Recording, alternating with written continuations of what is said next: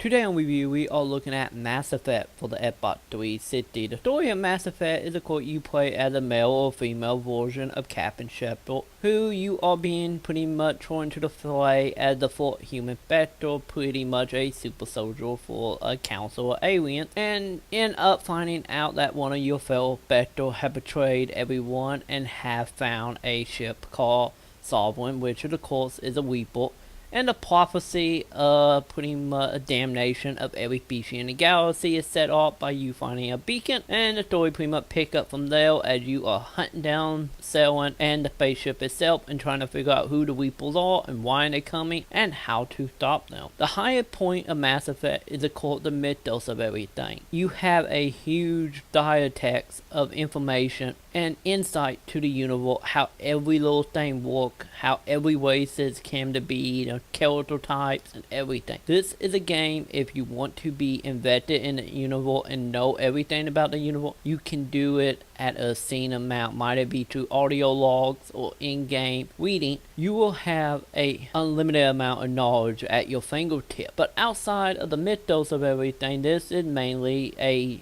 fairly hardcore RPG. It has third-person shooting in it, which is not its strong suit. The strong suit is the core of the story, the mythos, and the way the dialogue works, which is the core when you talk to somebody, you will get a dialogue wheel, which you can pick distant replies that could either be torn good, evil, or somewhere in between, while along to just getting information about what is happening with the situation or the person at hand. And then all your choices also play into the effect hills, and everything carry weight, which carry over into Mass Effect 2 and soon to be Mass Effect 3. It had the most in-depth version of stress upon you knowing your decision actually matter, and at the end of the day actually bend the story to your will, and in return give a game that such great replayability right along with it choose your own adventure story type. But outside of the story is of course the combat. Like I said, this is a third person shooter but not the best in the series. The combat is of course cover bait, which brings us to one of the fourth problem we have here. This is a cover bait system where you just run into cover and automatically stick to it, which in many cases do not work out as plan. You will be in a scenario where you won't even be able to get into cover, you don't know what is cover, and overall just make the combat a very clunky experience. But on the upside of the combat, it of course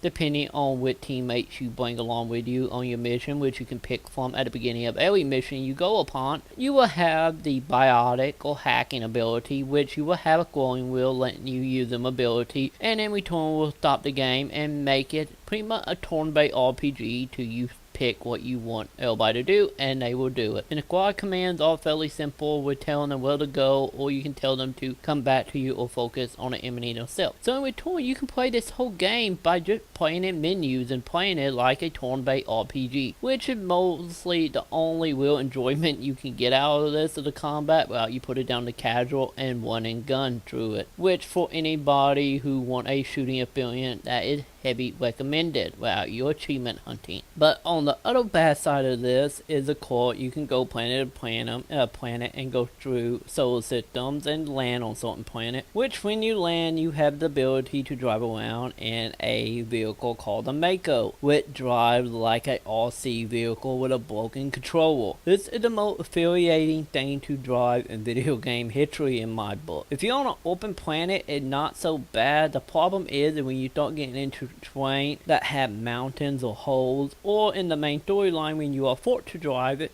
when you in very close corridors and having to drive through them and make turns. And the combat in the Mako is extremely uncomfortable at best, with the gun reticle only being going left or right and up. You have no ability to go down, so in many cases you will be too close to things to actually hit them with your gun, and add that frustration to it, so you have to stay at long range. But most of the time the people that sneak up upon you, you can't really see they there till you're on top of them because they are so small, which this is overall the most inferior part of Mass Effect. But on the lesser downside of Mass Effect, it of course would be the load time. By having an elevator that you go through mainly on the Citadel, which you will spend a lot of time upon very early in the game and a little bit near the end, you are waiting 20 to 30 seconds for the elevator to actually get anywhere. And also in many cases, many of the texture will not load properly and you waiting a few seconds for them to pop in, which get the game that very ugly look. But when the game is is running stable, it is a fairly beautiful game and still holds up to this day. So overall, I give Mass Effect for the Xbox 360 a 3 out of 5.